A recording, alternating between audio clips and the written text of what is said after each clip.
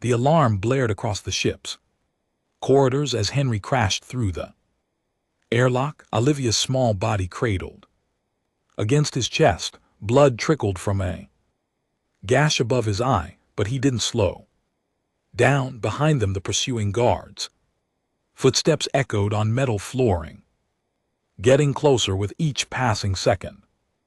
A spear whistled past his ear, embedding itself in the wall ahead with a metallic clang. Clear's throat. "Hold tight," he whispered to the blue-skinned girl. Her right arm hung limply in its bandages, but her left gripped his jacket with surprising strength. Her violet eyes, wide with fear, locked onto his. Ship's emergency lights cast an eerie red glow across her features, making the veins beneath her translucent skin visible. "Are they going to kill us?" she asked, her voice barely audible. Above the sirens, Henry didn't answer immediately. The truth was too harsh for a child, even one who had already endured so much pain. Instead, he ducked into a maintenance shaft, pulling the hatch closed behind them with his free arm. In the sudden darkness, he activated a small light on his wrist device, illuminating their cramped hiding spot in Olivia's frightened face. "We're going to make it," he finally said, wiping blood from his face with his sleeve. "I promised your mother we would, and I don't break my promises." The girl's fingers tightened on his jacket. "Where is she?" "Where's my mother?" "She's securing our escape route," Henry explained, trying to keep his voice steady despite the burning in his lungs and the pounding of his heart. "We'll meet her at the ship if she was still alive." The thought came unbidden, and Clear's throat pushed it away. Selene was smart and resourceful. She had survived years on this station as an outsider. She would make it. 3 days earlier, he had been just another technician on Aurora Prime, the massive space station orbiting the gas giant Meridian. His concerns had been limited to fixing equipment malfunctions and avoiding his supervisor's criticisms. Now he was a fugitive, stealing a sick alien child away from the only home she'd ever known, all because the station's medical director had declared her condition untreatable and recommended humane termination. The thought still made his blood boil. There was nothing humane about giving up on a child. The sound of boots in the corridor outside grew louder, then stopped. Henry held his breath, covering Olivia's mouth gently with his hand. He could feel her trembling against him. "Check the maintenance access," a gruff voice ordered. The fugitive might have gone that way. Metal scraped against metal as someone tried to open the hatch. Henry reached for the knife at his belt, a simple tool he used for stripping wires, now potentially his only defense. If they were discovered, he would have seconds to act before they were both captured. The hatch rattled but didn't open.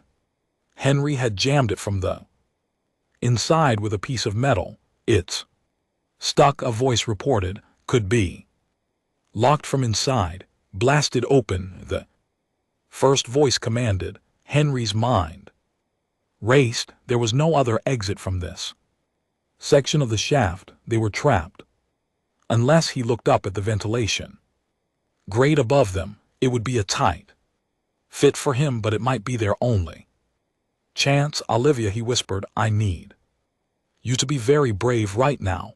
Can you do that?" She nodded solemnly, her eyes reflecting the dim light of his wrist device. "I'm going to lift you up into that vent," he explained, pointing. "Then I'll follow. We need to be very quiet, like shadows, like the shadow game," she whispered back. It was something they had played during their brief time together. A game where they pretended to be spies navigating dangerous territory, exactly like the shadow game, he confirmed with a smile. He didn't feel, only this time winning really matters, as the sounds of the security team preparing to breach the hatch grew louder. Henry lifted Olivia to the ventilation grate. With her good arm, she pushed it open and pulled herself inside with surprising strength. Henry jumped, caught the edge of the opening, and hauled himself up just as an explosion blew the hatch off its hinges below them. Crawl forward, he urged in the softest whisper he could manage. Don't stop until I tell you. They moved through the narrow ventilation system, the metal cold beneath their hands and knees. Behind them, angry shouts echoed as the security team discovered their empty hiding place. Ahead lay uncertainty, but also the possibility of freedom. Henry had first noticed Olivia on the school playground near the repair bay, while other children, human and alien alike, darted about playing anti-gravity tag. She sat alone beneath a purple leaf tree, her bandaged right arm held close to her body. Her skin was a pale blue that seemed almost translucent in the artificial sunlight, marking her as one of the Atari, a species known for their intelligence and artistic abilities. What struck him most was her expression, a kind of quiet longing as she watched the other children play. It was a look he recognized all too well from his own childhood after his parents had died. The colony wars and before the military academy had given him purpose. During his lunch break, Henry found himself approaching her. He'd never been particularly good with children, even during his military days when some of his comrades would show hollows of their families, but something about her solitude pulled at him like a tractor beam. Not playing today? He asked, kneeling to her level. His work uniform was stained with hydraulic fluid and coolant, but he doubted she would mind. She quickly hid her bandaged arm behind her back, a reflex born of self-consciousness. I can't, she mumbled, not meeting his eyes. Henry spotted an anti-gravity ball that had drifted near them, suspended a few inches above the ground. He picked it up, feeling its gentle push against his palm as the technology inside tried to escape his grasp. You know, he said, testing its weight, I bet you could throw this with your left hand. The girl looked doubtful, her delicate blue features creasing with uncertainty. But what if I can't do it right? Everyone will laugh. Henry remembered the cruelty children could inflict on those who were different. He had experienced it himself after becoming an orphan. The whispers, the exclusion, the pitying looks from adults who thought he couldn't hear them. Then we try again, he said firmly. Nobody gets everything right the first time. I'm Henry, by the way. Olivia, she said softly, her voice musical in the way typical of Atari speech. Her first throw was awkward, the ball sailing far off target, but Henry made a diving catch, deliberately tumbling in an exaggerated roll that drew a giggle from her. He landed hard on his shoulder, wincing slightly as an old combat injury protested the abuse. That, he announced with mock seriousness as he stood and dusted himself off, was the most magnificent throw I've ever seen. Olympic level, possibly interstellar championship material. For the first time, Olivia laughed, a sound like small bells that seemed to brighten the artificial light around them. Something in Henry's chest loosened at the sound, a tension he hadn't realized he'd been Carrying, try again, he suggested, tossing the ball back to her, this time. She caught it with her left hand, her movements more confident, her second throw went straighter, and Henry caught it with less theatrical effort. See. Already improving, he said, practice makes Mr. Reeves, a sharp voice interrupted. Henry turned to see his supervisor, Barrett, glaring at him from the edge of the playground. Break time ended 10 minutes ago. The environmental systems in Sector 7 won't fix themselves, Henry sighed. Duty calls, he told Olivia. But maybe we can play again tomorrow. Her face lit up with hope. Really?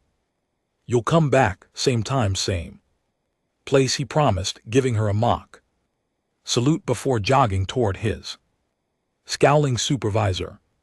Fraternizing with the non-humans on company time, Barrett muttered as they walked back to the repair bay. Not smart, Reeves. Henry kept his expression neutral, just being friendly. No harm in that. Barrett shot him a sideways glance. There's always harm in getting too close to their kind.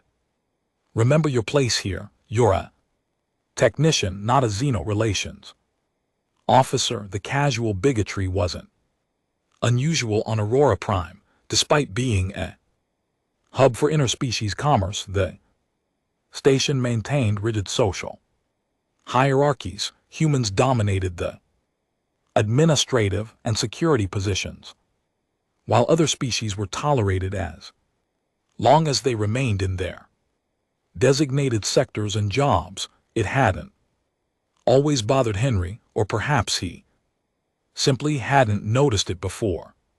But now, remembering Olivia's isolation, he found himself increasingly aware of the subtle and not so subtle ways non-humans were made to feel unwelcome. That night in his cramped quarters, Henry couldn't stop thinking about Olivia's injured arm. The bandaging had been professional, but extensive, suggesting a serious condition. During his military service, he'd specialized in adaptive equipment, designing exoskeletons for soldiers with combat injuries, the skills that had once helped men and women return to the battlefield could surely help a child play. He began sketching a lightweight brace that might help her regain some mobility, adapting military tech for a child's delicate limb. The challenge engaged his mind fully for the first time since accepting this civilian position, a job he'd taken more out of necessity than passion after his dishonorable discharge. The memories of that final mission still haunted him. His unit had been ordered to clear a settlement on Proxima 4, supposedly harboring insurgents. Only after they secured the area did they discover it contained nothing but civilian refugees. His commanding officer had ordered them to proceed with the cleansing anyway.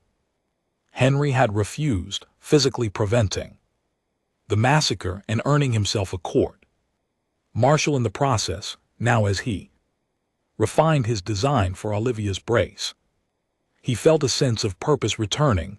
By morning, he had a prototype, using components borrowed from the repair bay and a 3D printer he'd modified. He created a slender device of lightweight polymers with micro servos that would respond to even the faintest nerve signals. The device would cost him at least a week's pay to replace the parts, but as he held the finished brace in his hands, he knew it was worth it. When he brought it to her the next day, Olivia's eyes widened to perfect violet circles. "Is that for me?" she whispered, as if afraid speaking too loudly might make it disappear. "Just something I threw together," Henry said, kneeling beside her beneath the purple leaf tree. The synthetic plant released a soft, sweet scent as its branches moved in the Artificial breeze. Want to try it on? The device slipped over her arm like a second skin, the neural sensors activating as they made contact with her. Blue flesh, Olivia gasped, her fingers twitched, then slowly curled into a loose fist. I can feel it, she said, wonder filling her voice. It's like. My arm remembers. A crowd of children had gathered watching curiously. One of them, a human boy with a shock of red hair, stepped forward with the anti-gravity ball. Want to play? He asked, holding it out to her. Olivia's face lit up as she rose to her feet, her injured arm now supported by Henry's creation. Yes, she said firmly, I want to play. As the children welcomed her into their game, Henry felt a satisfaction deeper than any he'd experienced since leaving the military. He watched for a few minutes, making mental notes about adjustments to improve the brace's responsiveness before reluctantly heading to his shift.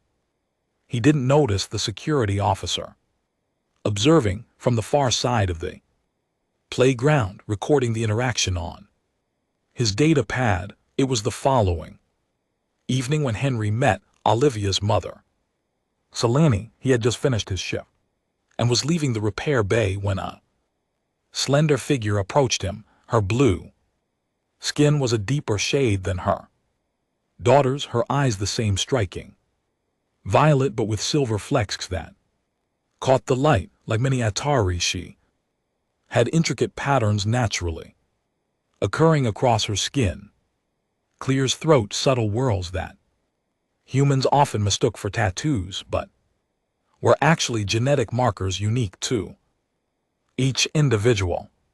You're Henry Reeves, she said. It wasn't a question. He nodded, suddenly self-conscious about his stained work clothes and the stubble on his jaw. And you're Olivia's mother, Selene, she confirmed. She hasn't stopped talking about you or about playing with the other children. I haven't seen her this happy in months.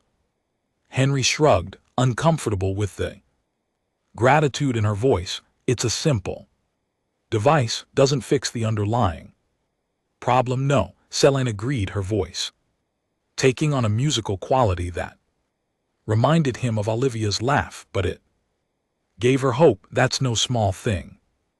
They ended up talking for hours at a small cafe in the civilian sector. Selene explained that Olivia's condition, a progressive neural degradation affecting her right side, was rare among the Atari. Her husband, unable to cope with their daughter's illness, had abandoned them 2 years ago, returning to their home world and severing all contact. He said he couldn't watch her suffer, Selene said, her voice bitter as she stared into her cup of steaming herbal tea. The liquid changed colors as she spoke, responding to the emotions in her voice. Peculiarity of Atari cuisine, as if leaving somehow made it easier for her. Henry found himself sharing stories from his own past, his military service, the injury that had ended his combat career, his transition to technical work. He omitted the court-martial and dishonorable discharge, saying only that he disagreed with command decisions. The conversation flowed easily between them, comfortable in a way he hadn't experienced in years. Why Aurora Prime? He asked eventually. There are better medical facilities in the core systems. Selene's expression clouded. We tried those first. The specialists said they couldn't treat Olivia's condition, that it was too specific to Atari physiology. We came here because Aurora Prime has the largest Atari population outside our home world. I hoped we might find help here and have you. She shook her head, the silver in her eyes dimming. The station's medical facilities are advanced, but the Administration prioritizes human. Patient, they've classified Olivia's condition as non-critical despite the progressive nature of the degradation. Henry frowned. That doesn't seem right. It isn't, Selene agreed quietly, but it's reality for non-humans here. We're tolerated, not welcome. Neither noticed the stares from other patrons as they continued talking, or the station's security officer, who watched them with narrowed eyes from a corner table, making occasional notes on his data pad. The whispers began the next day. Henry found crude graffiti on his workstation. Species Trader scrolled in red across his diagnostic equipment. Someone had filed a complaint about him fraternizing inappropriately with alien residents. His supervisor, Barrett, called him into his office for a friendly warning. Look, Reeves, Barrett said, not meeting his eyes, I don't care what you do on your own time, but there's been talk, the wrong kind of talk about. Don't play dumb, Barrett snapped. You and that Atari woman, it's causing discomfort among the crew. Henry stared at him incredulously. Because we had a conversation in a public cafe. Barrett's face re-end. Because you're getting involved with their problems. That device you made for the kid, people noticed. It's not your place to interfere with station medical protocols. Medical protocols, Henry repeated, anger rising in his chest. The child has a degenerative condition. That's being ignored because she's not human. How is helping her interference? That's exactly what I'm talking about, Barrett hissed, glancing nervously at the door. Keep talking like that and security will take an interest. Just keep to your own kind, Reeves, for everyone's sake. Henry left the office, seething, his hands clenched into fists. He had faced prejudice before. Military was rife with it, especially toward colony-born recruits like himself.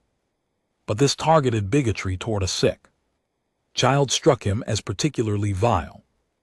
Olivia faced similar treatment when Henry found her on the playground that afternoon. She was alone again despite the brace that now allowed her to participate in games. Her expression was a mixture of confusion and hurt. They won't play with me today, she told him. When he sat beside her, Thomas said his parents told him not to. Thomas, Henry asked gently. The boy with red hair. He was nice yesterday. She looked up at Henry, her violet eyes searching his face. They say you're dangerous. Are you? The question caught him off guard. How could he explain the complexities of prejudice to a child who should never have to understand such ugliness? Only to people who are cruel to those I care about, he answered. Honestly, she nodded, accepting this. My arm hurts more today, she confided after a moment, touching the brace. The device helps, but something feels wrong inside. Henry examined the brace, making minor adjustments, but his concern deepened as he noticed the increased pore of her skin. The blue had faded to an almost gray tone around her injured arm, and her breathing seemed shallower than the day before. His worry turned to alarm when Selene contacted him that night, her face on the communication screen tight with fear. Olivia's condition is deteriorating, she said without preamble. The station's medical director examined her today and delivered his assessment. How bad is it? Henry asked, already dreading the answer. The neural degradation is accelerating, Selene replied, her voice breaking. Without specialized treatment only available on Earth, she will lose function in her entire right side within weeks. Eventually, the degradation will reach her vital centers, so they'll authorize transport to Earth. Henry concluded it was the only logical course of action. Celine's bitter laugh contained no humor. They won't. They say the treatment protocol isn't approved for non-humans, that the risk is too great to justify the expense. They've recommended she couldn't finish the sentence. Humane termination. Henry supplied his military training, allowing him to speak the words she couldn't.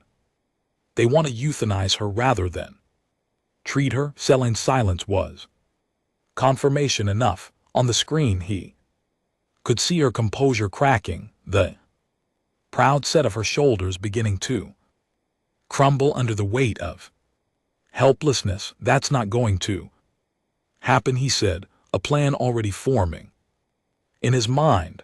The consequences would be severe, likely imprisonment, possibly worse, but he couldn't stand by and watch a child die from bureaucratic indifference. I know someone who can help us. Hope flickered in Celine's eyes, though tempered with caution. What are you suggesting, Henry? It's better if I don't explain over a monitored channel, he replied, glancing at his door to ensure it was securely locked. Meet me at maintenance access point 17C tomorrow at 300 hours. Bring only what you and Olivia absolutely need. You're talking about leaving the station, she realized, her voice dropping to a whisper. That's the only option we have, he finished for her, unless you're prepared to accept their recommendation. Determination hardened her features. Never will be there. After ending the communication, Henry sat in silence for several minutes, contemplating the line he was about to cross. Then he accessed a secure channel he hadn't used in years, sending a coded message to a contact he'd hoped never to need again. The response came within minutes, a set of coordinates and a time. Nothing more was necessary. Lucas Vega had served with Henry in the Outer Rim conflicts. They had saved each other's lives a dozen times over before Henry's court Marshall had separated them. Now Lucas operated in the gray areas of interstellar commerce, smuggling rare goods past planetary blockades and station security alike. Henry found him in a dimly lit bar in the station's lowest level, a place where questions weren't asked and faces were quickly forgotten. And GT clears throat. And GT. Lucas hadn't changed much, still lean and hardied with a scar running from his right temple to his jaw. He nursed a glass of amber liquid, watching Henry approach with a weariness born of experience. Reeves, he acknowledged with a slight nod. Never expected to see you in these parts. Henry slid into the seat across from him. Desperate times always are in our line of work, Lucas replied, signaling the bartender for another drink. Though last I heard you gone legitimate station technician, was it? Until now, Henry admitted. He waited until the bartender had delivered his drink and moved away before continuing. I need passage off Aurora Prime for 3. Lucas raised an eyebrow, running from something, trying to save someone. Henry corrected, a child with a medical condition the station clears throat. Refuses to treat your child, Lucas asked, though his tone suggested he already knew the answer. No, an Atari girl, her mother's with her. Lucas let out a low whistle. So not just illegal departure, but alien smuggling too. You never did learn to start small, did you? Despite his words, there was a glint of respect in his eyes. Why bring this to me? Because you're the best pilot I No, Henry said honestly, and because you owe me, the reference to a past debt when Henry had taken a plasma blast. Meant for Lucas hung between them. After a moment Lucas nodded. You want to smuggle out an alien kid with a degenerative condition, he repeated. After Henry explained the full situation, have you completely lost your mind? Probably, Henry admitted, swirling the untouched drink in his glass. Will you help? Lucas studied his former comrade, his expression unreadable. This isn't just about the girl, is it? What's going on between you and her mother? That's not relevant, Henry replied stiffly. It is if I'm risking my ship and crew, Lucas countered, leaning forward. I need to know you're thinking clearly, not with parts that cloud judgment. Henry met his gaze steadily. I've never been clear about anything in my life. This child deserves a chance. The system has failed her. Someone has to act. After a long moment, Lucas nodded, apparently satisfied with what he saw in Henry's eyes. My ship leaves in 18 hours. Docking Bay 37. Bring them through the maintenance tunnels. Fewer cameras. There, he drained his glass and stood. And Henry, if we get caught, we're all dead. Station security doesn't kindly to people stealing their property. She's not property, Henry said sharply. She's a child. Lucas's expression softened slightly. To them, there's no difference. Be careful, he paused, and be sure this is what you want. There's no coming back from this. I know, Henry acknowledged. We won't get caught. As Lucas walked away, Henry finally took a sip of his drink, letting the burn of alcohol ground him in the reality of what he was about to do. Tomorrow he would be a fugitive, but tonight he had preparations to make. Hours leading up to their escape were the longest of Henry's life, he reported, for his shift as usual, enduring Barrett's suspicious glances and his co-workers' cold shoulders. During his lunch break, he visited Olivia on the playground one last time, bringing small adjustments to her brace and memorizing the sound of her laughter as she showed him how much better she could throw the anti-gravity ball. Will you come tomorrow too? She asked as he prepared to leave. Of course he lied, hating himself for it, but knowing the truth would only frighten her. Same time, same place. After a shift ended, he returned to his quarters and packed a single bag with essential items, a few changes of clothes, his military identification tags kept out of sentiment rather than utility, basic medical supplies, and the tools of his trade, the rest furniture, mementos. The life he'd built on Aurora Prime would remain behind. At precisely 2:45 hours, he made his way to the maintenance access point, using his technician's credentials to bypass security locks. The tunnels were dimly lit and narrow, designed for utility rather than comfort. He waited in the shadows, checking his watch repeatedly.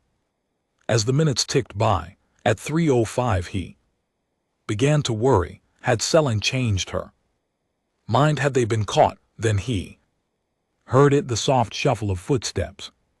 Approaching cautiously, Selene appeared around the corner, carrying Olivia in her arms. The child was wrapped in a blanket, her face pale and drawn with pain. She's worse, Selena whispered as Henry rushed to meet them. Degradation accelerated after yesterday's examination. They must have missed something. Henry gently touched Olivia's forehead. Her skin was cold and clammy. Hey kid, he said softly. Ready for an adventure? Olivia's eyes fluttered open, recognition dawning. Slowly, Henry, she murmured.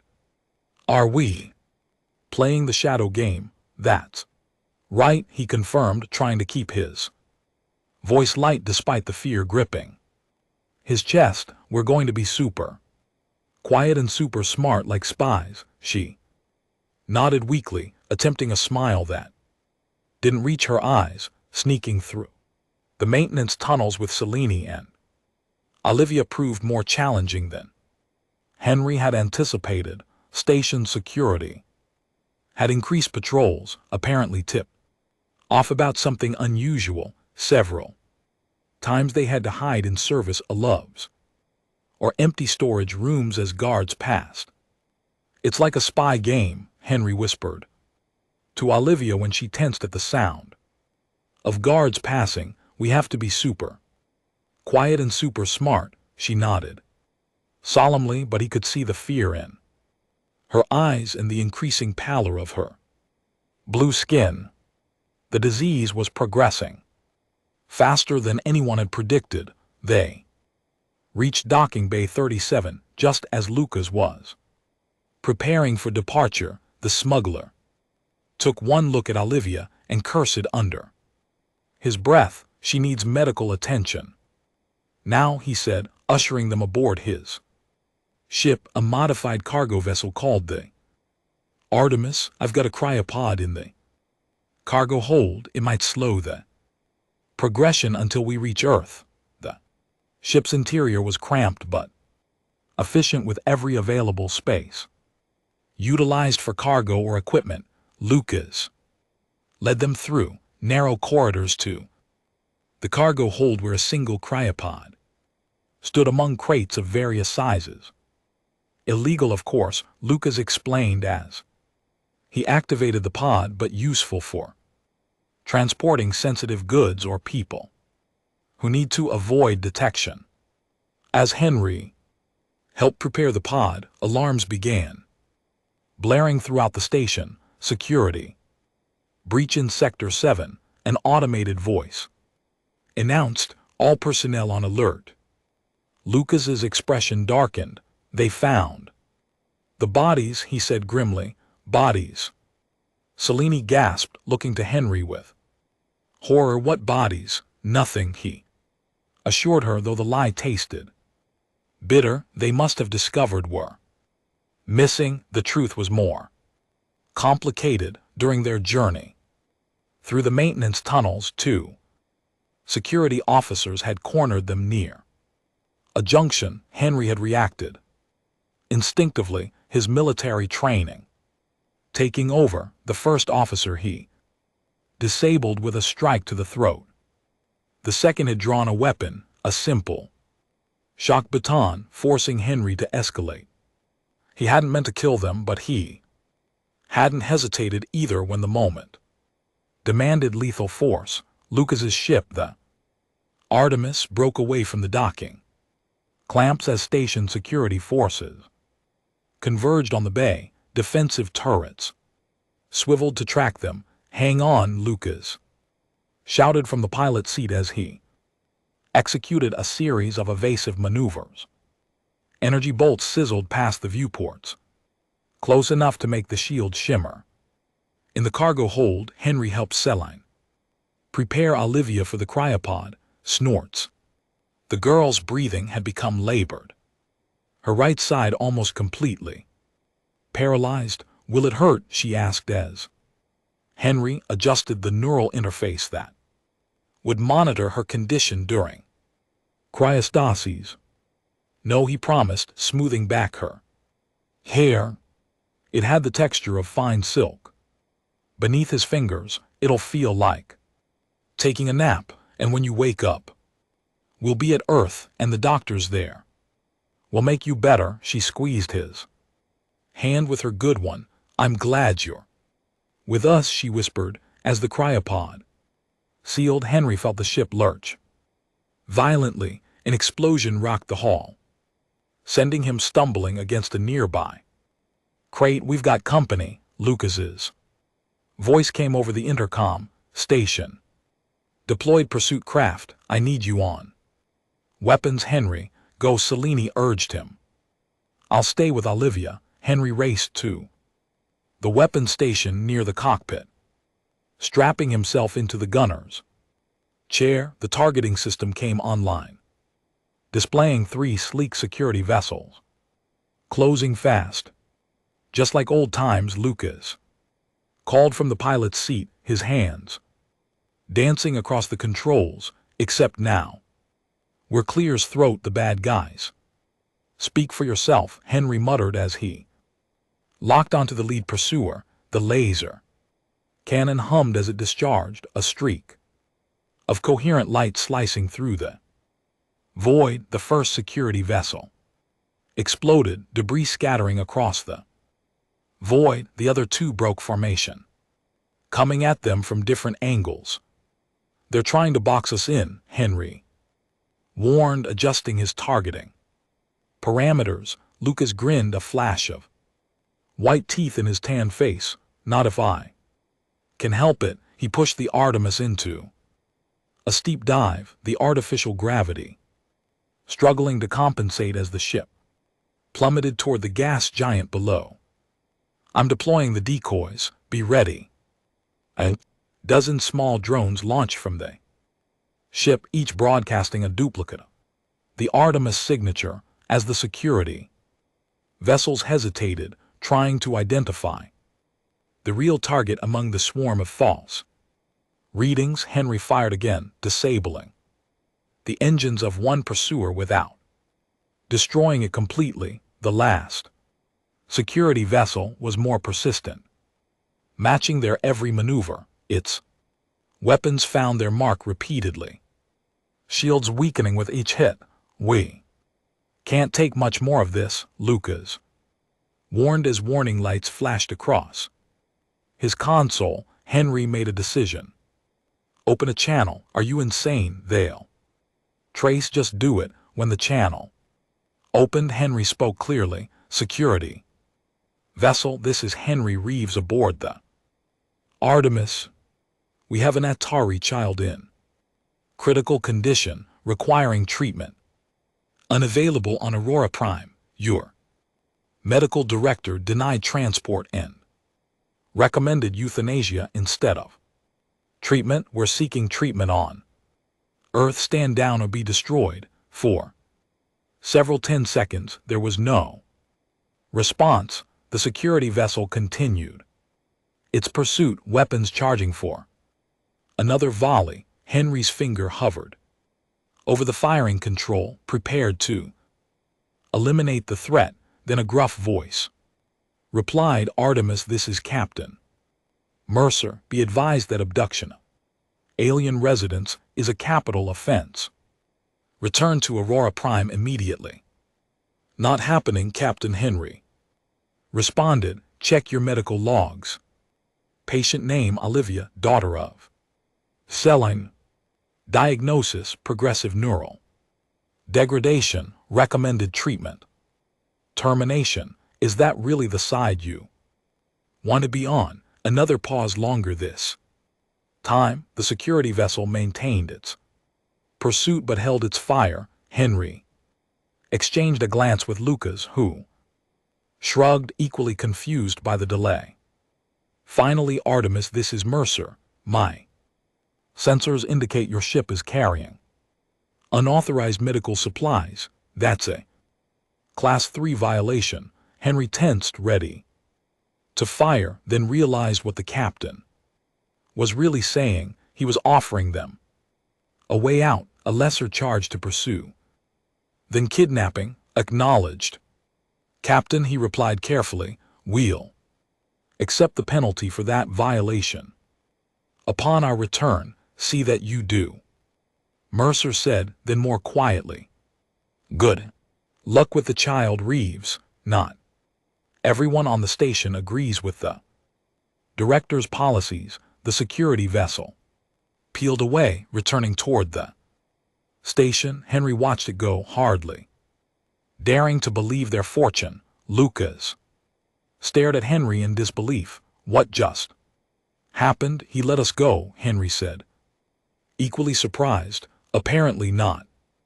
Everyone on Aurora Prime is a bigot, as the Artemis set course for Earth. Henry returned to the cargo hold. Selene was seated beside the cryopod, her hand pressed against the transparent surface. Through the frosted glass, Olivia's face was peaceful, the pain lines around her eyes smoothed away by artificial sleep. "Is she stable?" he asked, checking the pod's monitoring systems. Selene nodded. For now, the pod systems are maintaining her neural functions at a baseline level. She looked up at him, her violet eyes searching his face. "You're injured." Henry touched the cut above his eye, having forgotten about it.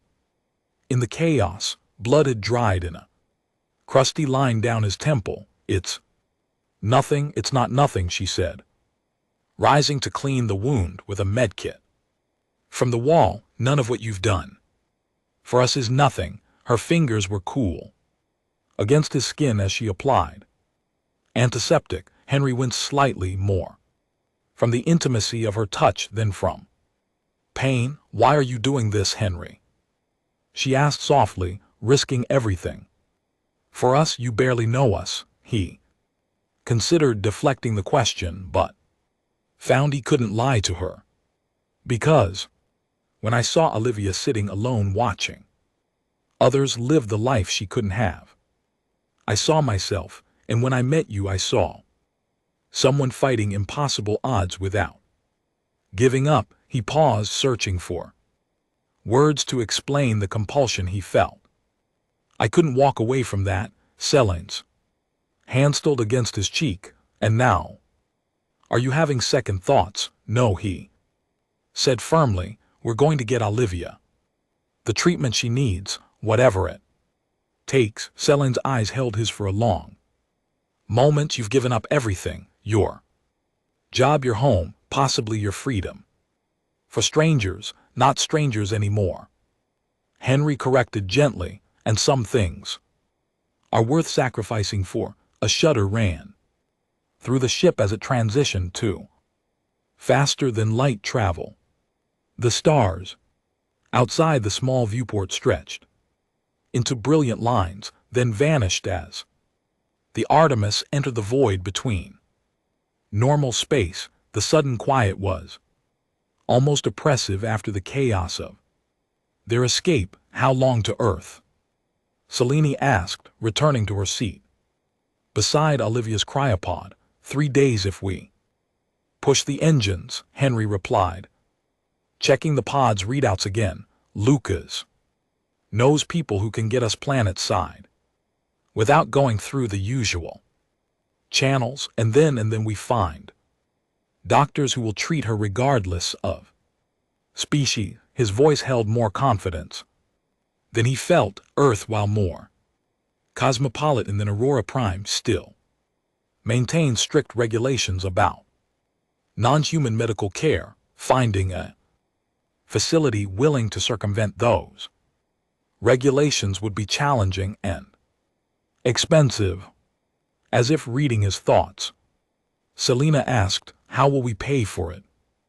"I have some savings, but advanced neural treatment, I have resources."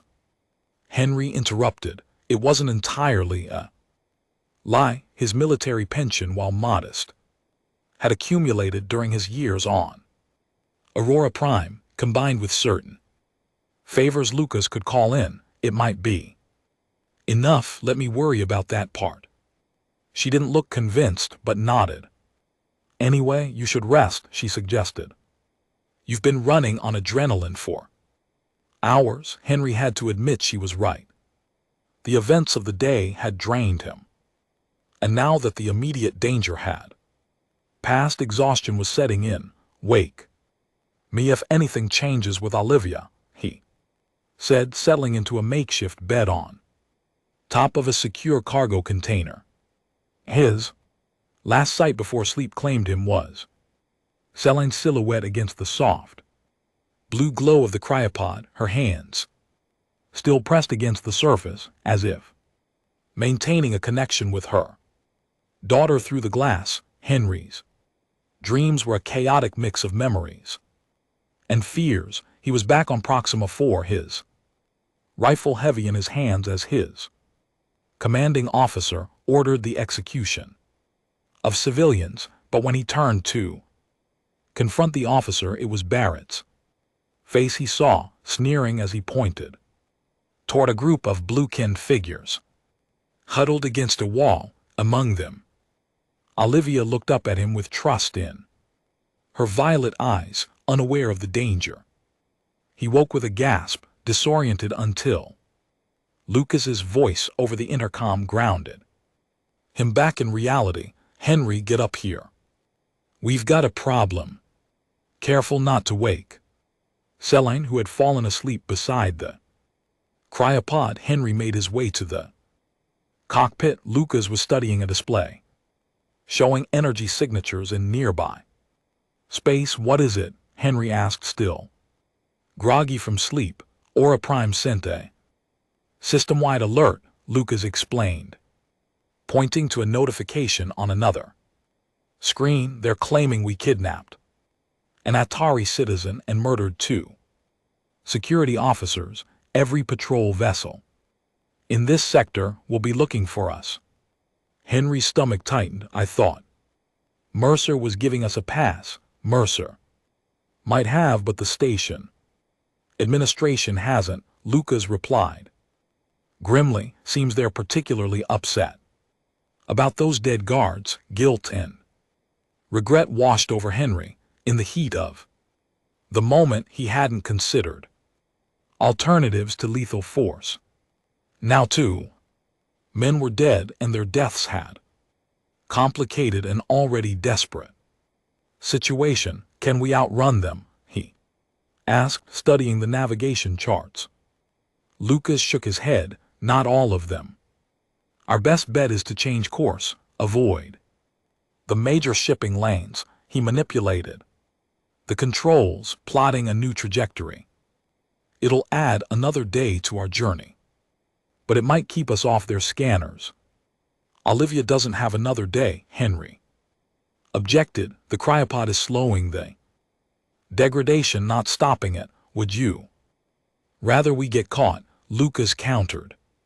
Because that ends with the girl dead and us in custody, or worse. Henry knew his friend was right, but the delay grated against his sense of urgency. Every hour increased the risk that Olivia's condition would deteriorate beyond recovery.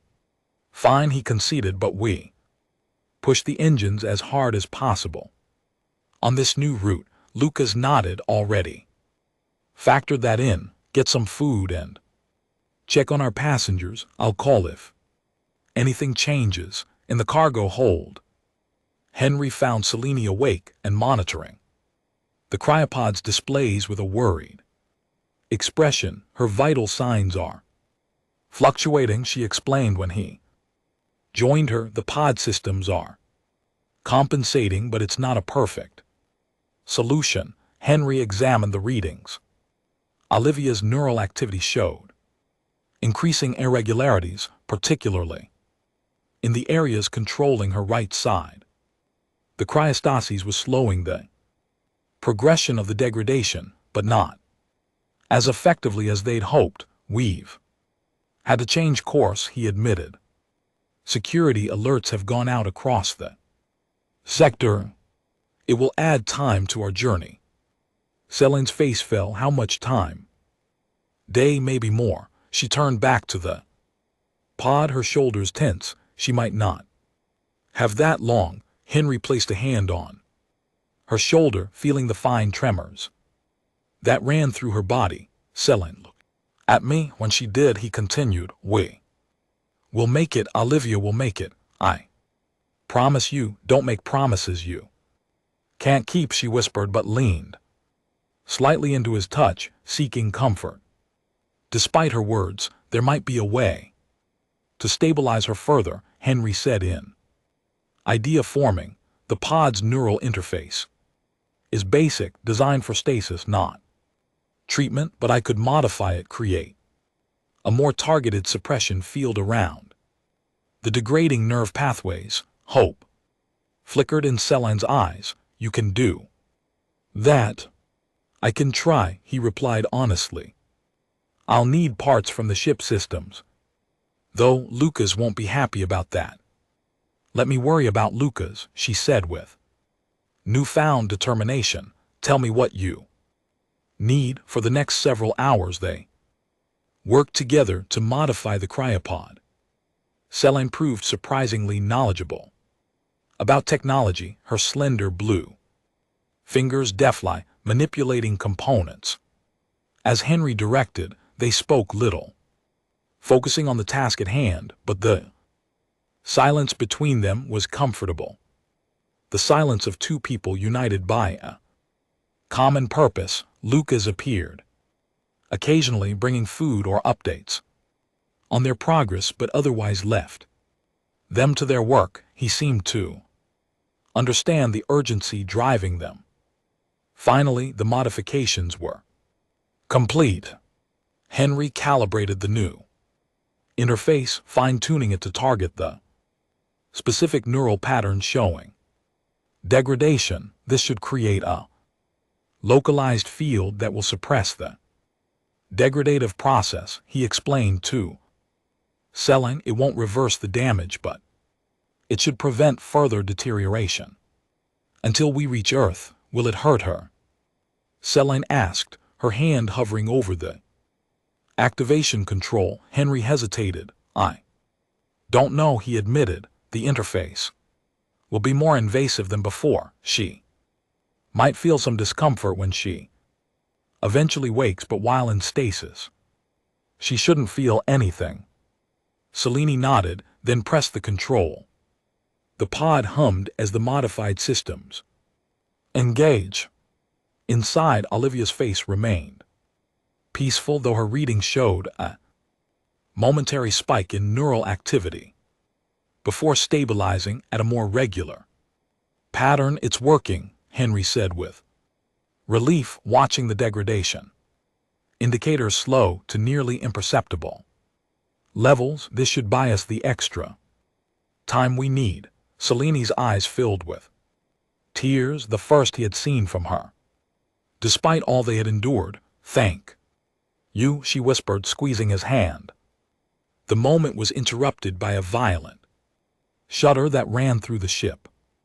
Alarms blared as Lucas's voice came over the intercom. We've got company.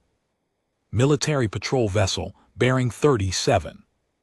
Henry raced to the cockpit, finding Lucas frantically working the controls as a sleek patrol ship closed in on their position. How did they find us?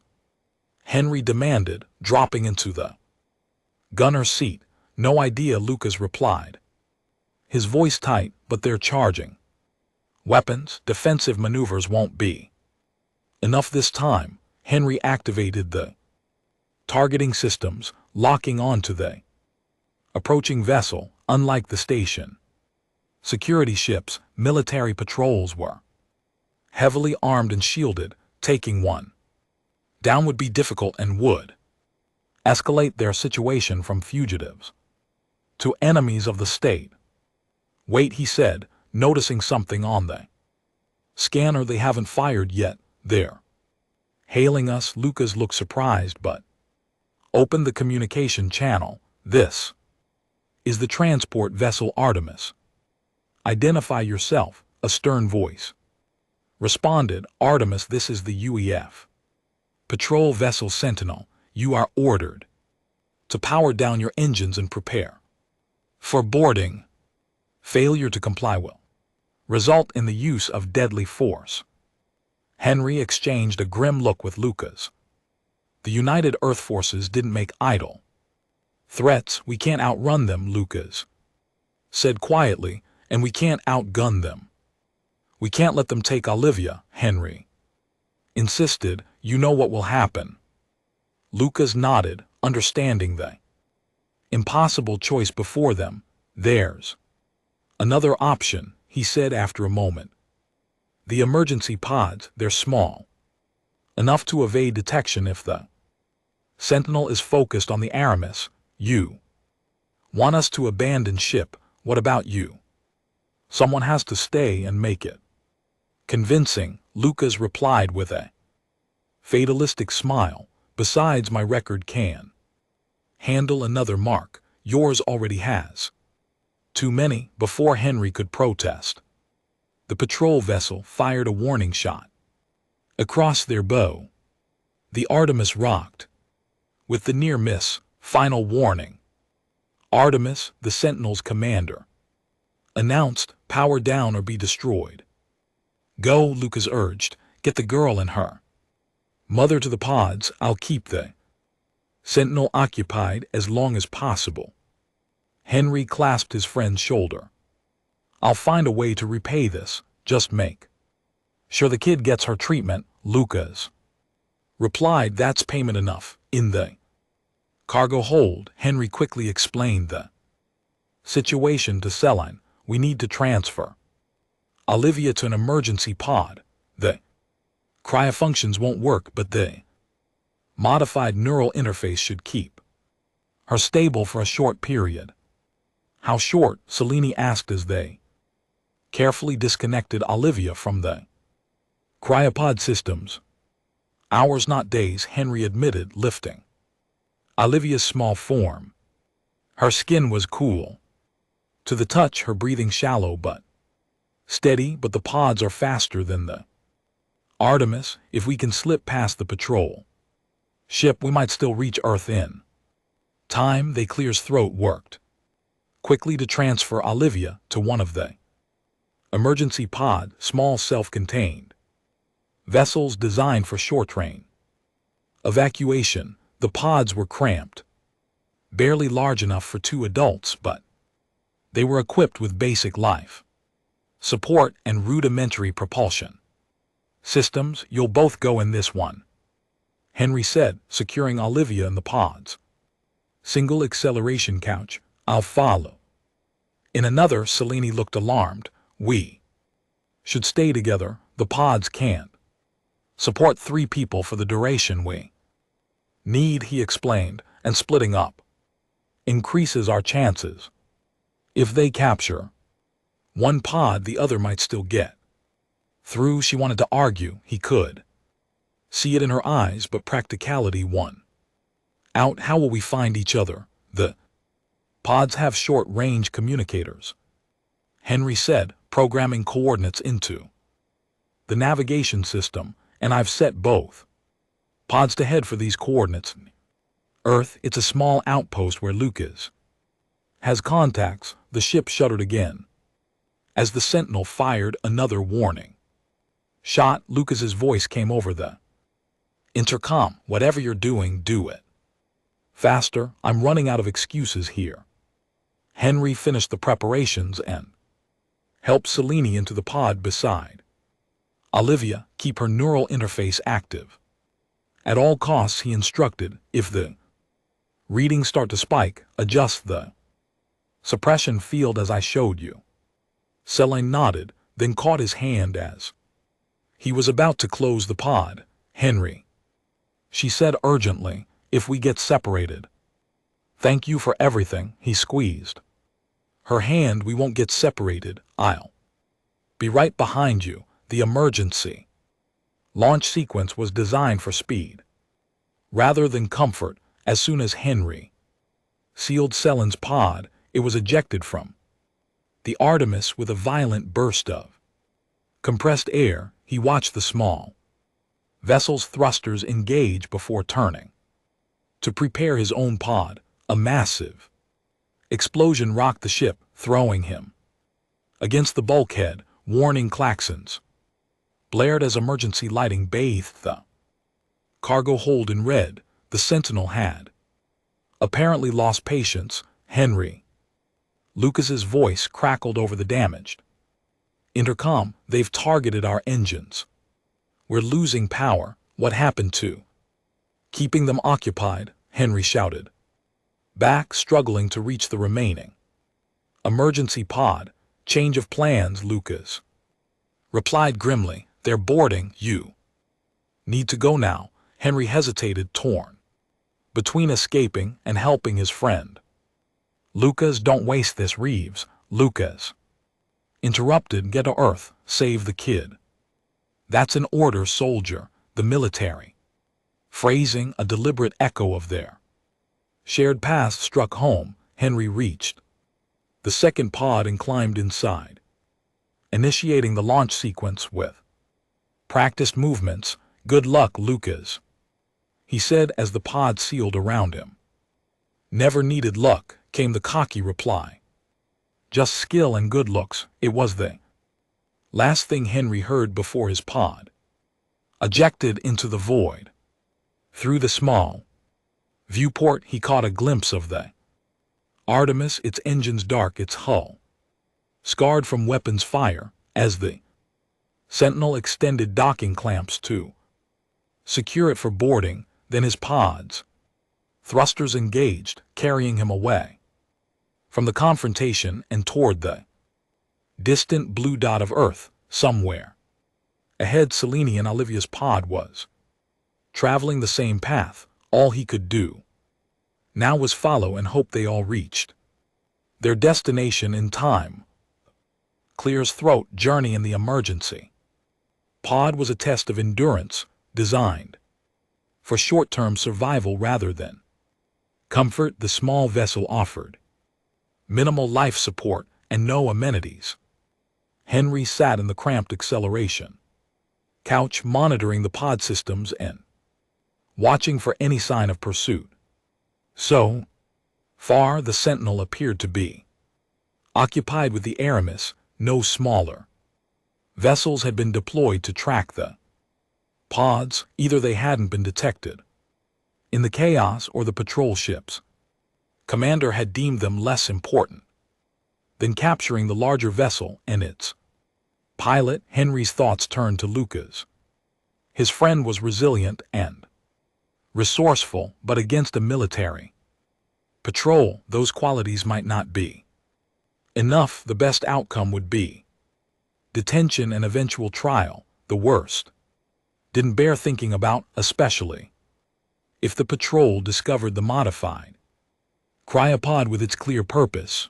The pod's communication system remained silent. Henry had attempted to contact Selin's pod several times without success. The emergency vessels had limited range, and the vast emptiness of space made connection difficult. He could only hope they were still on course for the rendezvous point.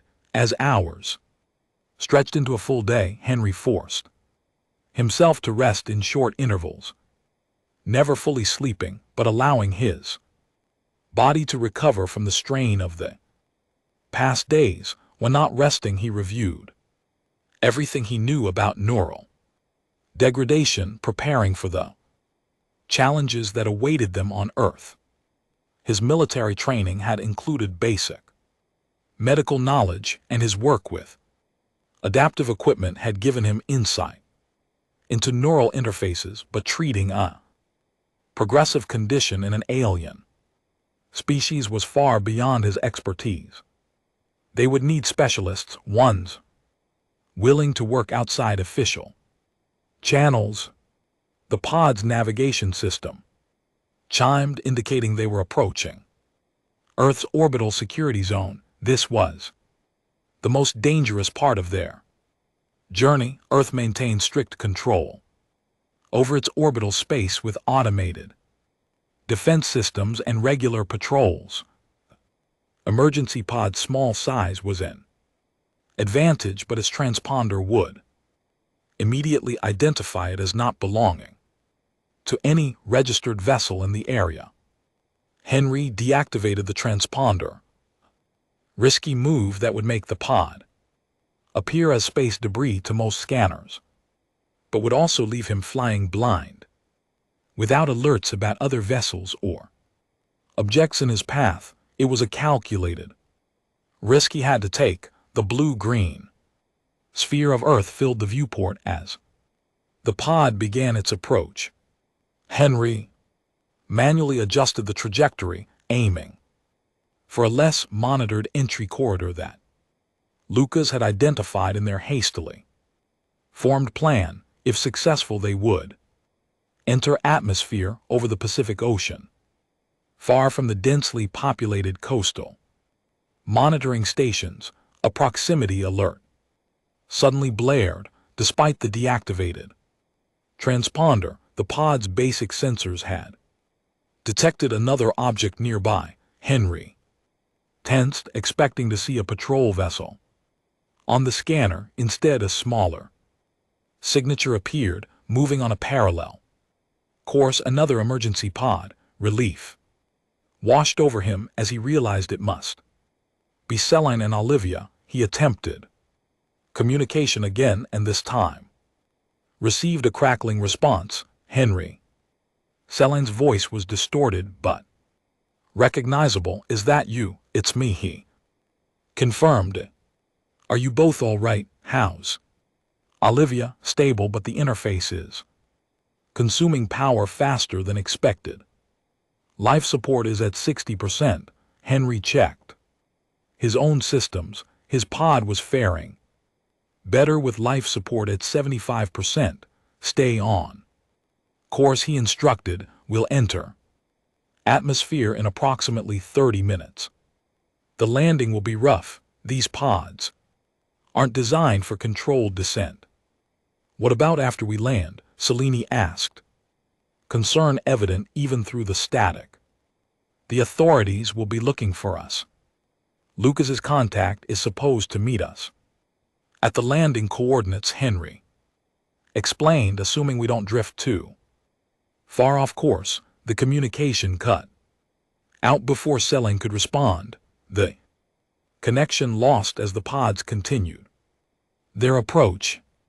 Earth's gravity was beginning to exert its pull, accelerating their descent. Henry braced himself as the pod entered the upper atmosphere. Heat built up around the small vessel as friction turned the air into superheated plasma. The emergency pod's heat shields were minimal, designed for brief atmospheric entry rather than the steep angle of their approach.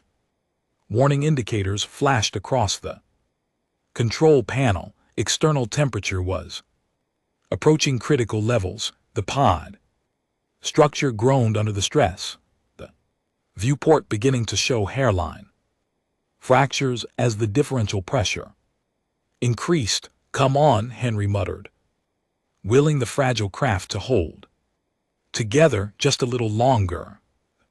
Violent shaking subsided as the pod passed through the worst of the entry phase. Now gravity took over, pulling the vessel toward the ocean below in an accelerating fall. The emergency braking system engaged automatically, deploying a series of drag mechanisms that slowed the descent somewhat, but not enough for a comfortable landing. Through the viewport, Henry caught glimpses of the other pod, its trajectory slightly divergent from his own. They were drifting apart as atmospheric currents affected their paths differently. Impact was imminent. Henry secured himself as best he could, tucking his head down, embracing his arms against the control panel. The pod's final safety measure, an inflatable cushion system, deployed seconds before it struck the water. The impact knocked the breath from his lungs.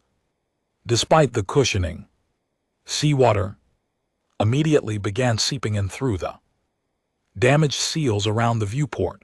The pod bobbed in the rolling ocean waves, taking on water at an alarming rate. Henry struggled with the emergency hatch, finally forcing it open against the pressure of the incoming water. He pulled himself out onto the pod's exterior, scanning the horizon desperately for signs of the other vessel. There, about half a kilometer away, he spotted the distinctive oran of the emergency pod's hull. It appeared intact, floating on the surface rather than sinking like his own rapidly submerging craft. Without hesitation, Henry dove into the water and began swimming toward the distant pod. Ocean was cold, the current strong, but Clear's throat, determination drove him forward stroke after stroke. His military training had included extended water survival, and he fell back on that.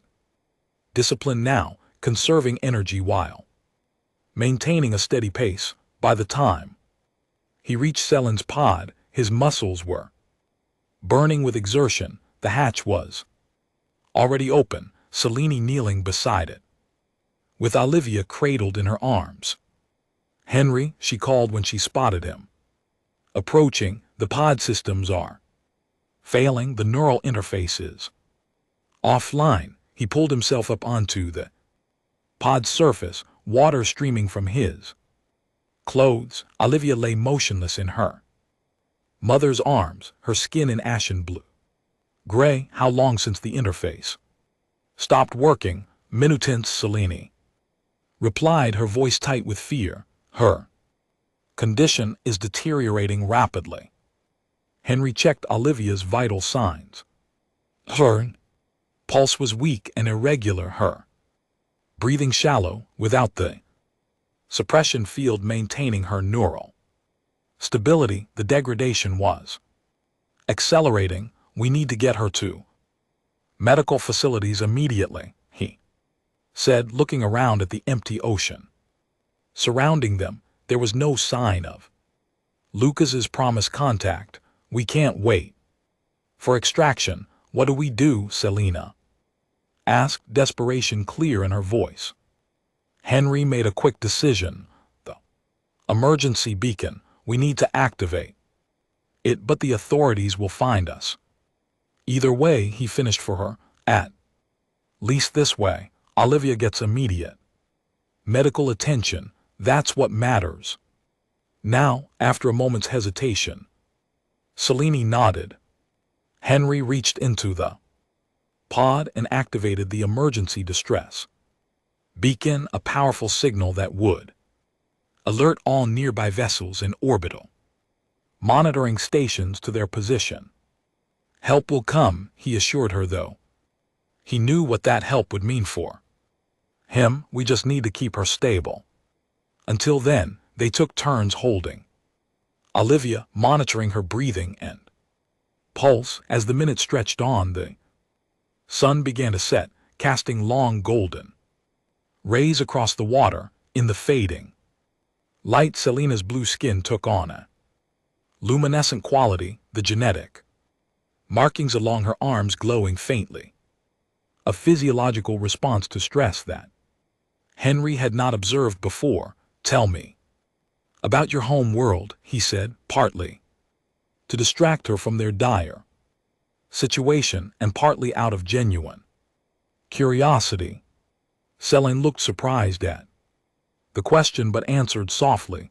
"ATA is a water world, mostly oceans with archipelagos of islands rather than continents. The largest land mass is smaller than Earth's Australia. That explains why you're so comfortable on the water," Henry observed. Their pod had been drifting with the current, but Selene had shown no signs of seasickness or disorientation. She nodded. "Our people evolved as semi-aquatic. In ancient times, we spent more time in the water than on land." A sad smile crossed her face. "Olivia has never seen our oceans. She was born on a colony world, and we left when she was too young to remember. She'll see them someday," Henry promised. "When she's well." Selene met his eyes, a question in her gaze. "You still believe that's possible, even now?" "I have to," he replied simply. "Otherwise, what was any of this for?" The conversation was interrupted by the distant sound of engines. A bright light swept across the water, illuminating their position. A rescue craft was approaching, sleek and official looking, with Earth's unified government insignia on its hull. "They're here," Henry said. Unnecessarily, he turned to Selene, his expression serious. "Listen carefully. When they ask, tell them I forced you to.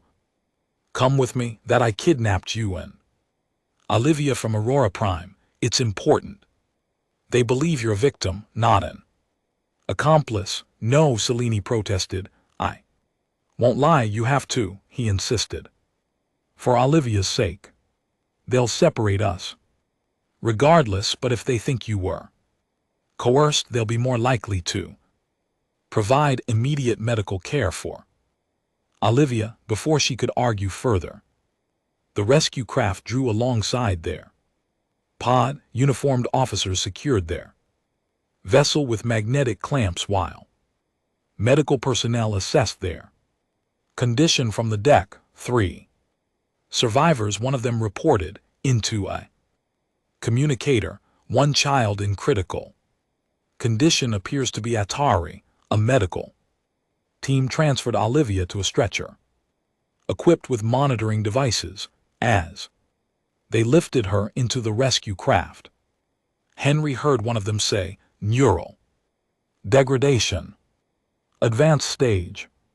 We need to get her to Central Medical immediately. As Henry had predicted, he was separated from Selene and Olivia, placed in restraints, and taken to a secure holding area within the rescue vessel. Through a small window, he caught a glimpse of Selene boarding a medical transport with Olivia's stretcher. At least they would remain together. An officer approached, data pad in hand. Henry Reeves, he said, consulting the screen. Former military, dishonorably discharged technician on Aurora Prime until 3 days ago when you murdered 2 security officers and kidnapped an Atari citizen and her child. Henry said nothing, watching as the medical transport departed, carrying Olivia toward the treatment she desperately needed. Whatever happened to him now was secondary. You're in serious trouble, Reeves, the officer continued. Inner species kidnapping is a capital offense. Not clear's throat to mention the murder charges. The child needed medical treatment that Aurora Prime refused to provide. Henry finally responded. They recommended euthanasia instead of treatment because she's not human. Officer's expression remained neutral. That's for the courts to sort out. 4 now you're being transferred to a high security facility to await trial. As the rescue vessel began its journey toward the mainland, Henry closed his eyes, exhaustion finally overtaking him. He had done everything possible to get Olivia to Earth and its advanced medical facilities. Now her fate and his rested in the hands of others.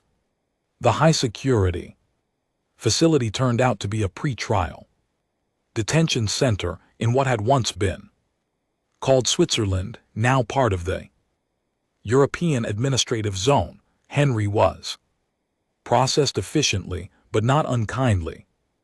His wounds treated, his soaked clothes replaced with a standard-issue jumpsuit. The cell they placed him in was small, but clean, with a bed, sanitation unit, and even a small window offering a view of snow-capped mountains in the distance. It was more comfort than he had expected.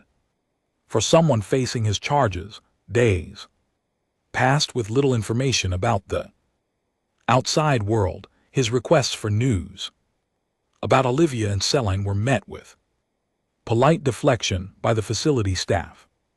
The uncertainty was its own form of torture, not knowing if Olivia had received treatment, if the neural degradation had been halted, if she was even still alive. On the 5th day, a visitor arrived. The man who entered the interview room wore civilian clothes, but his bearing screamed military, specifically intelligence services. He sat across from Henry without introducing himself and activated a privacy field that would prevent their conversation from being monitored.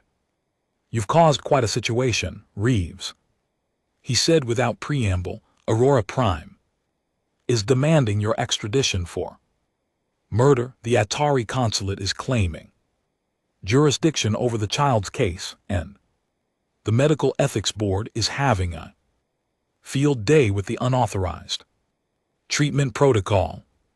Unauthorized treatment protocol, Henry repeated, focusing on the part that mattered most. Does that mean Olivia received treatment? The man studied him for a moment. Yes, the child is currently undergoing an experimental neural regeneration therapy at Central Medical in Geneva. Prognosis is guarded but promising. Relief washed over Henry and Celine, her mother. She's been granted temporary resident status pending resolution of the asylum claim she's filed. She's with her daughter. It was better news than Henry had dared hope for. Thank you for telling me. The man leaned forward, his expression serious. Now let's discuss your situation. It's complicated to say the least. I'm aware of the charges, Henry replied evenly. I don't deny my actions. That's refreshingly direct, the man said with a hint of approval, but there's more at play here than just your case. Your actions have exposed a significant policy failure in how non-human medical cases are handled in frontier stations. Like Aurora Prime, Henry waited, unsure where this was heading. There are people, influential people, who have been pushing for reforms in this area for years, the man continued. Your dramatic rescue of the Atari child has brought public attention to the issue in a way previous diplomatic efforts failed to achieve. I wasn't thinking about policy reform, Henry admitted, just about saving one child. Sometimes the most effective political statements are those made without political intent.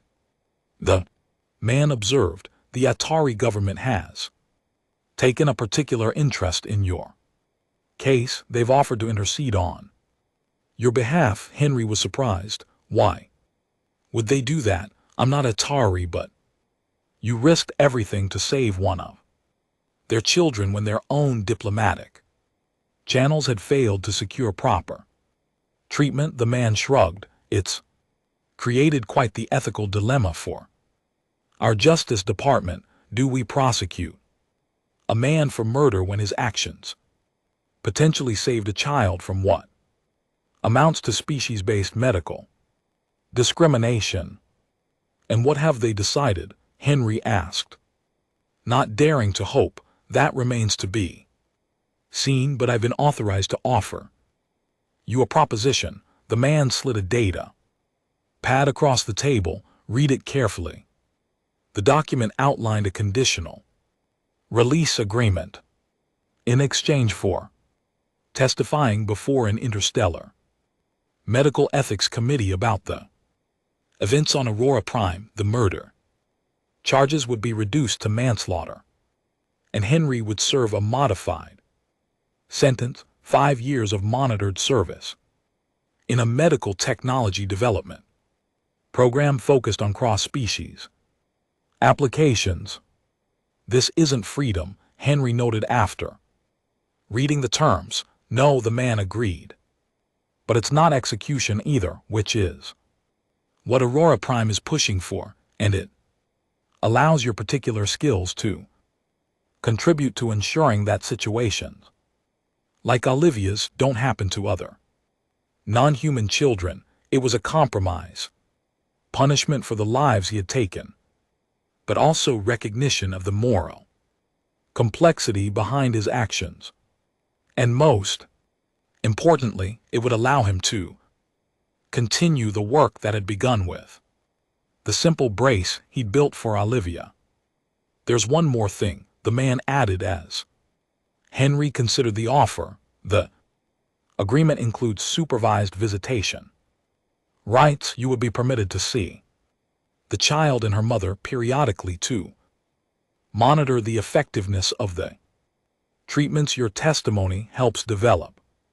That decided it. Henry pressed his thumb to the signature line on the data pad.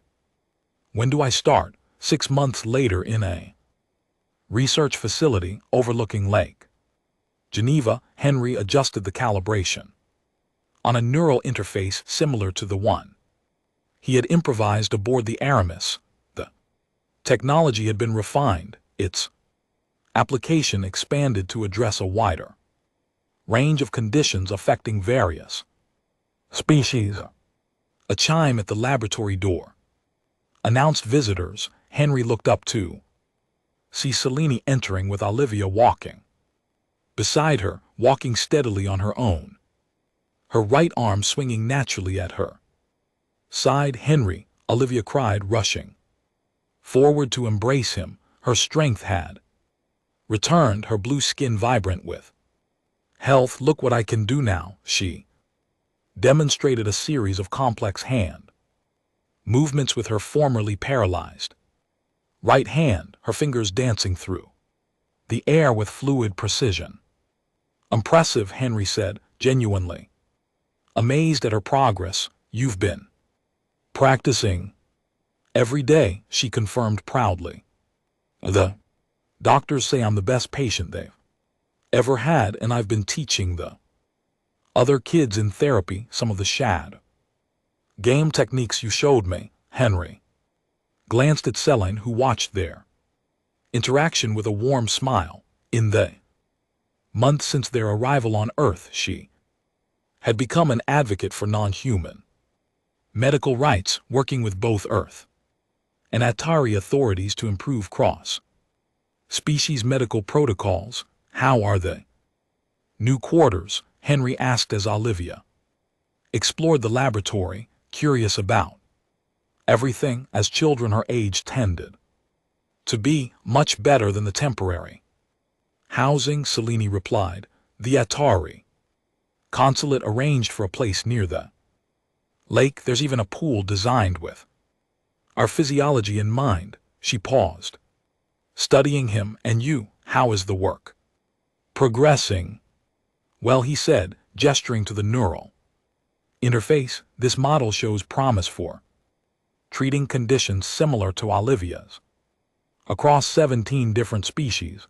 The ethics committee has fast-tracked it for approval. What he didn't say, what didn't need saying between them, was that each advancement brought him one step closer to completing his sentence, one day closer to true freedom. They had developed a kind of shorthand over their monthly visits, an understanding that transcended the unusual circumstances of their relationship. We brought something for you, Selene said, nodding to Olivia. The girl reached into a bag she carried and withdrew a small object, an anti-gravity ball similar to the one they had first played with on Aurora Prime. I thought maybe we could play, Olivia suggested hopefully.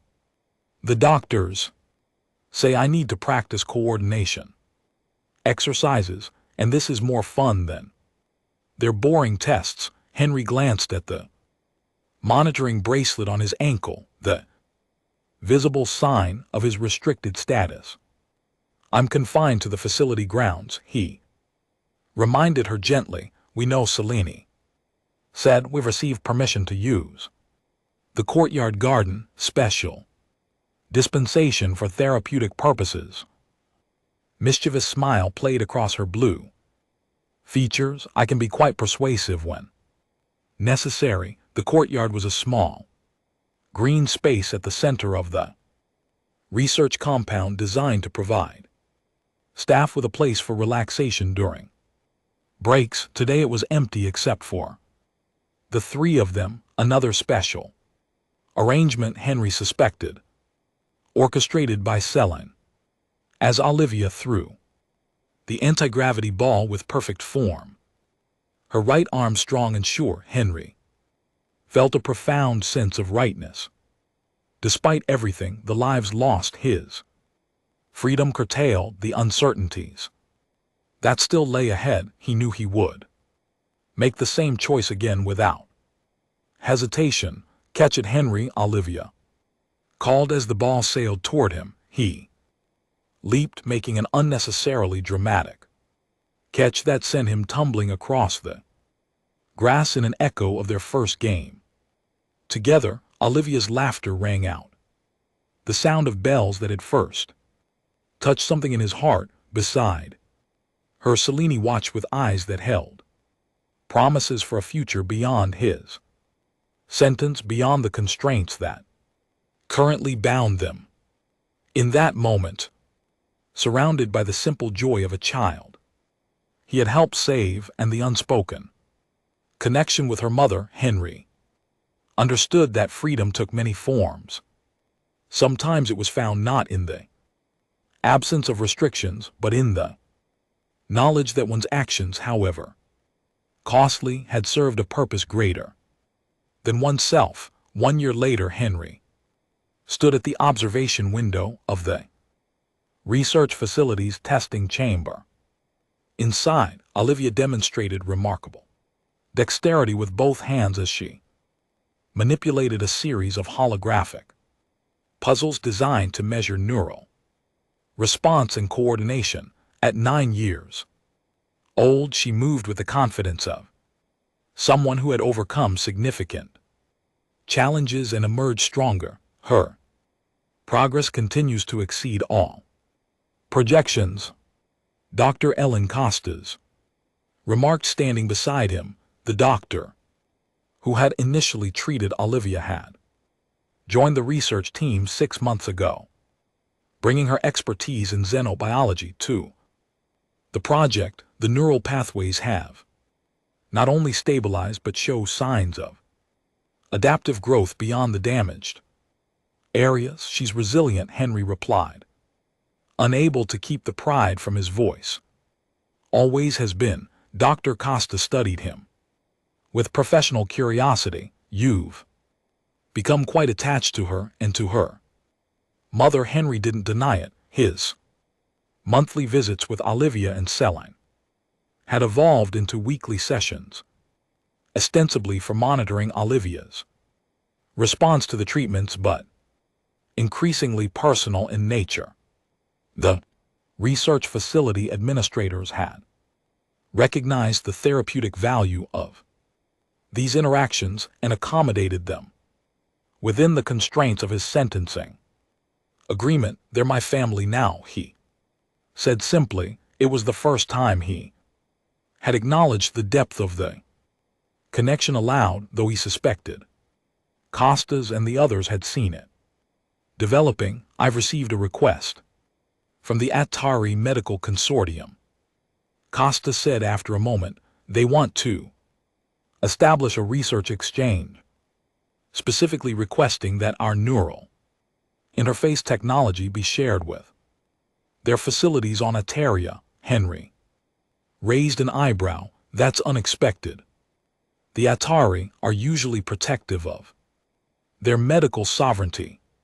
Apparently, Selene has been quite persuasive in her advocacy work, Costas replied with a knowing smile. "The proposal includes a provision for human technical advisors to assist with implementation." The implication was clear. "Are you offering me a position? Your sentence has another 4 years," Costas reminded him, "but the Ethics Committee is impressed with your contributions. There's precedent for completing specialized sentences under interspecies exchange programs, particularly when the work directly benefits diplomatic relations." Hope, a dangerous emotion he had learned to temper, surged within him. "Would I be permitted to travel to Ataria under supervision?" "Yes, the details are still being negotiated, but it would mean leaving Earth." She paused impotentially, spending significant time on the Atari home world. The opportunity was more than he had dared imagine. Not only would it allow him to continue his work with the neural interface technology. But it would also bring him to Selene and Olivia's ancestral home, a place they had spoken of returning to once. Olivia's treatment was complete. I'd like to be considered, he said, carefully aware that showing too much enthusiasm might jeopardize his chances. If the committee believes I'm suitable. Costas nodded. I've already recommended you. The final decision should come through within the month.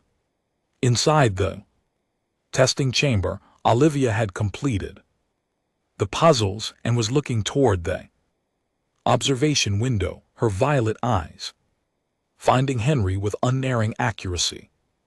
Despite the one-way transparency, she waved, a bright smile illuminating her face. He waved back, though he knew she couldn't see him. Some connections he had learned transcended physical limitations. The notification of his transfer to the Atari exchange program came on the same day as his scheduled visit with Selene and Olivia. Henry debated whether to share the news immediately or wait until the details were finalized, but as soon as Selene entered the facility's visitor area, he knew she already knew. You've heard, he said, recognizing the contained excitement in her expression.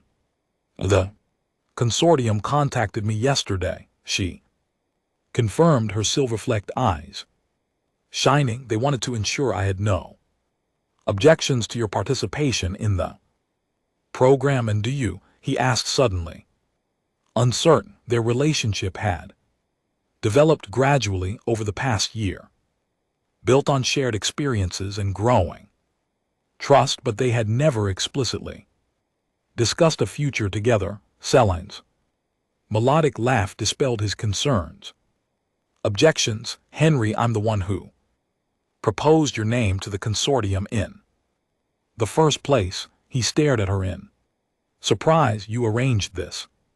I may have highlighted the benefits of having the technology's primary developer involved in the implementation, she admitted with a mischievous smile, and pointed out that your unique understanding of both human and Atari physiology would be invaluable to the exchange program. Henry shook his head in amazement. You're remarkable, you know that. I'm persistent, she corrected, a quality our people share with humans. I found the use of our people wasn't lost on him. Over the months, the distinction between them, human and Atari, had gradually faded, replaced by an awareness of their commonalities rather than their differences. Where's Olivia? He asked, noticing the girl's absence. Preparing a surprise, Selene replied cryptically. She'll join us shortly. They moved to the facility's courtyard, which had become their regular meeting place. Spring day was mild, flowering plants adding color and fragrance to the space. They sat on a bench beneath a blooming cherry tree, pink petals occasionally drifting down around them. The Atari home world is very different from Earth, Selene said after a comfortable silence.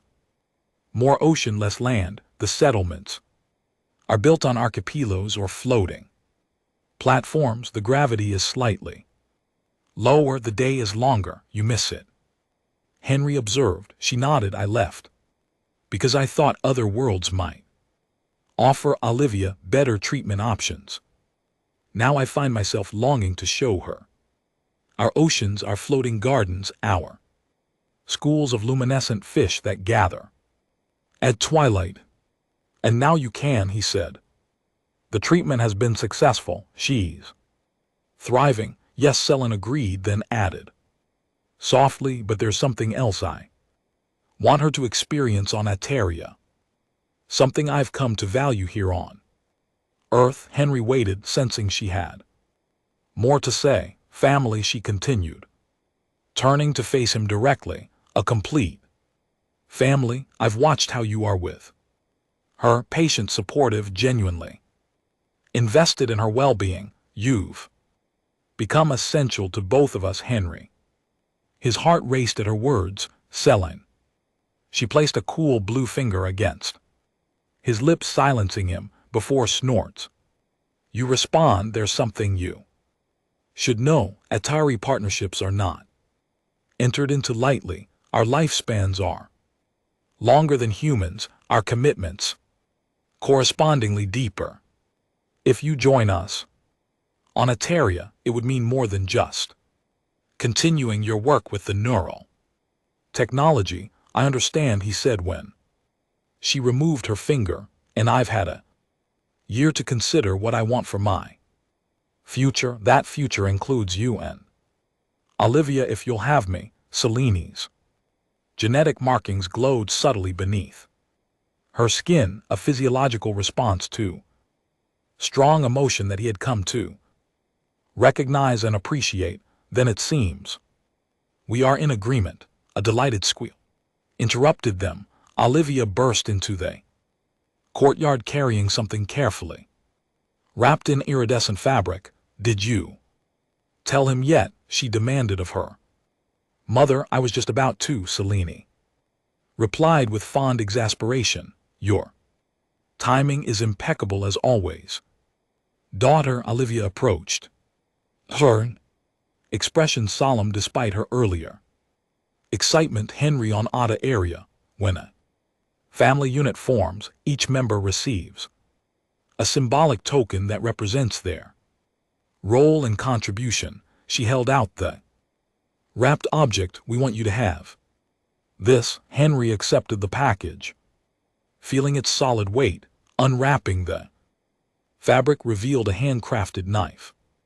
Unlike any he had seen before, the blade was made of a pearlescent material that shifted colors in the light, while the handle incorporated elements that reminded him of the neural interface technology he had developed. It's called a Corva, Selene explained, traditionally given to those who protect and provide for the family. The blade is harvested from the shells of creatures that live in the deepest parts of our oceans, creatures that endure enormous pressure, yet remain unbroken. I helped design it, Olivia added proudly. The handle pattern shows neural pathways like the ones you fixed in my arm. Henry turned the knife in his hands, deeply moved by the symbolism and thought behind the gift.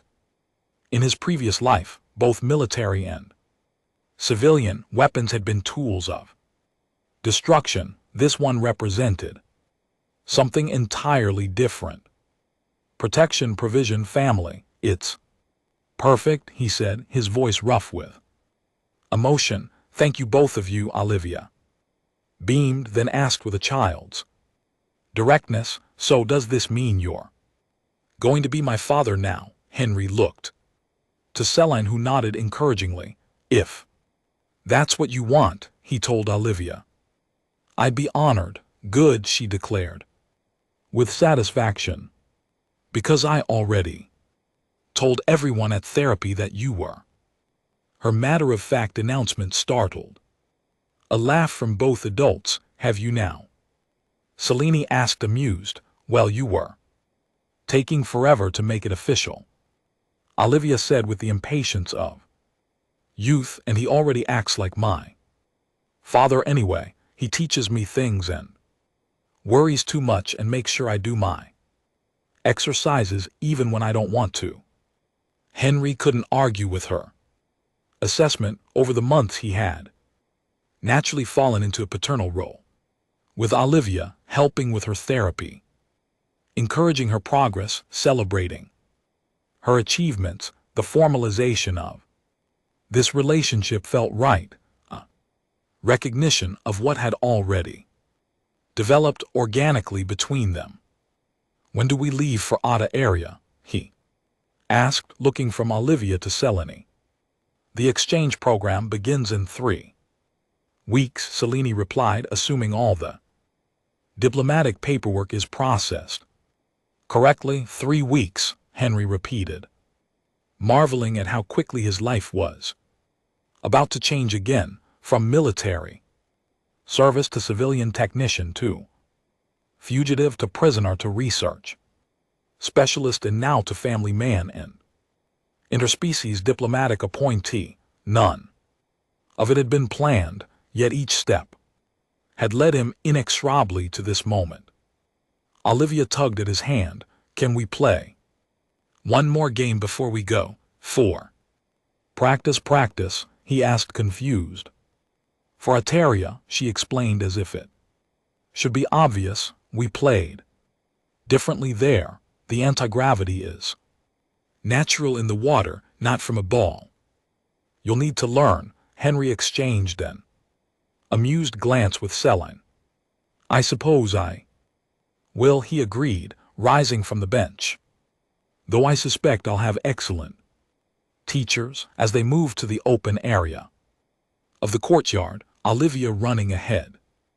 With boundless energy, Selene slipped her hand into his. The contrast of her blue skin against his tan was striking, but complementary, different but harmonious like the lives they were preparing to join. Are you ready for this? She asked quietly. A new world, new customs, a ready-made family. Henry thought about the journey that had brought him here from the moment he'd first seen Olivia sitting alone on the playground to this promise of a shared future. It had begun with a simple act of kindness, a recognition of someone in need, and had transformed into something profound and life-changing. I've been ready since the day I decided to help Olivia throw that ball, he replied. Honestly, everything since then has just been finding my way to where I belong. Selene's smile was radiant. Then welcome home, Henry Reeves. Welcome home. The Atari home world lived up to everything Selene had described and more. From the orbital approach, it appeared as a swirling blue-green sphere with scattered island chains breaking the vast expanse of ocean. The capital city Navarth spread across an archipelago of natural and artificial islands connected by graceful bridges and underwater tunnels. Henry's status as part of the medical exchange program afforded them comfortable accommodations in the diplomatic quarter, a floating platform anchored near the central research facilities. Their dwelling featured open architecture that embraced the marine environment with large windows overlooking the water and direct access to swimming areas. For Olivia, the return to her ancestral home world was a revelation. The slightly lower gravity allowed her to move with even greater freedom, while the abundance of water, the natural environment of the Atari, awakened instincts she hadn't known she possessed. Within days of their arrival, she was swimming with the native children, her movements in water as natural and graceful as if she had never left. Henry's adjustment was more challenging but equally rewarding. The neural interface technology he had developed on Earth required significant modifications for the Atari medical system, which approached healing from a fundamentally different philosophic perspective, where Earth medicine tended toward intervention and correction. Atari healing focused on balance and adaptation. It's not about fixing what's broken, his Atari colleague Navam explained during their first week in the research exchange. It's about finding new pathways, new balance. Body knows how to heal itself if given the proper support. This approach resonated with Henry's experiences developing Olivia's brace and later the neural interface. He hadn't fixed her arm so much as provided a means for her existing neural pathways to function differently. The distinction was subtle, but important, and it informed his work. As the exchange program progressed, his supervised status the remaining years of his sentence proved less restrictive than he had feared. The Adori concept of justice differed from Earth's punitive approach, focusing instead on restoration and contribution. His monitoring bracelet was replaced by a less obtrusive implant that tracked his location but otherwise allowed him freedom of movement throughout the medical district in adjacent areas.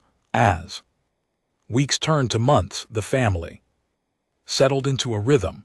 Olivia attended an Atari education center where her unique experiences made her something of a celebrity among her peers. Selene resumed her work in cultural diplomacy, now with a focus on improving medical cooperation between species. Henry divided his time between the research facility and home, gradually becoming as comfortable in water as on land.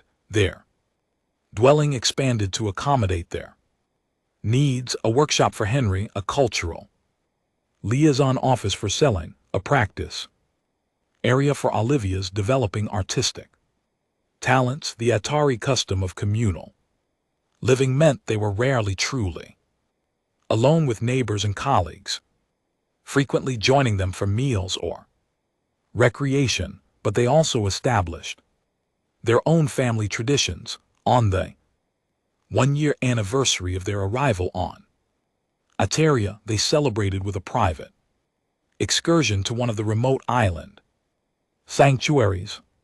Henry watched as Selene and Olivia swam in the crystal waters, their blue forms almost invisible against the similarly colored sea, except for the subtle glow of their genetic markings.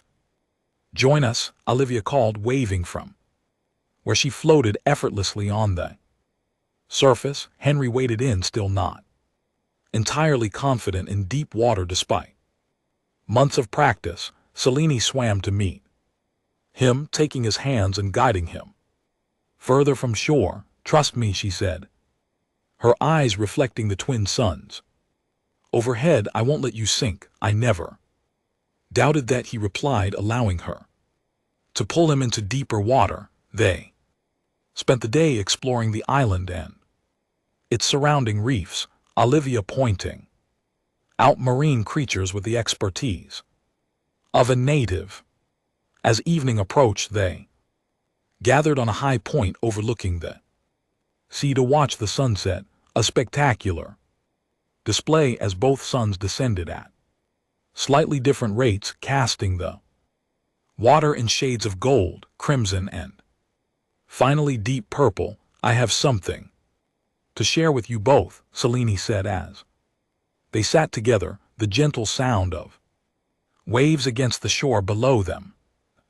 Final report from Olivia's medical assessment came today. Henry felt a flicker of concern, though Olivia had shown no signs of the neural degradation. Returning, they maintained regular monitoring as a precaution and complete resolution. Selene announced, her voice rich with emotion. "The neural pathways have fully regenerated.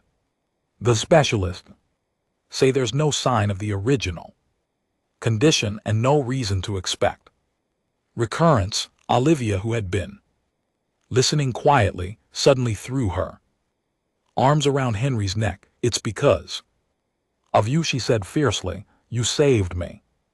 "We saved you," he corrected gently, including Selene in his gaze. "All of us together." As darkness fell, the waters around the island began to glow with bioluminescent organisms, the luminescent fish Selene had once described to him on Earth. They gathered in swirling schools, creating patterns of light beneath the surface that mirrored the emerging stars above. Henry looked at his family, his blue-skinned wife and daughter, so different from him, physically yet connected by bonds, stronger than genetics.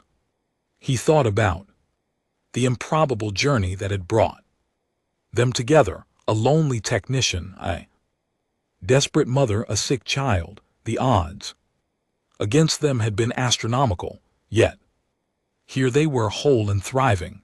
The monitoring implant in his wrist gave a soft pulse, a reminder of his formal status as someone still serving a sentence, but Henry felt no constraints.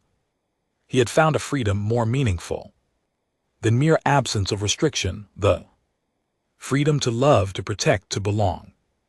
As the luminescent fish danced in the waters below and his family's genetic markings glowed softly in the gathering darkness, Henry Reeves, one soldier, then technician, now healer and father, knew with absolute certainty that he was exactly where he was meant to be. Look, Olivia whispered, pointing to where the fish had formed a particularly complex pattern. They're welcoming us. Home, home, Henry echoed the word, carrying all the meaning he could never fully articulate.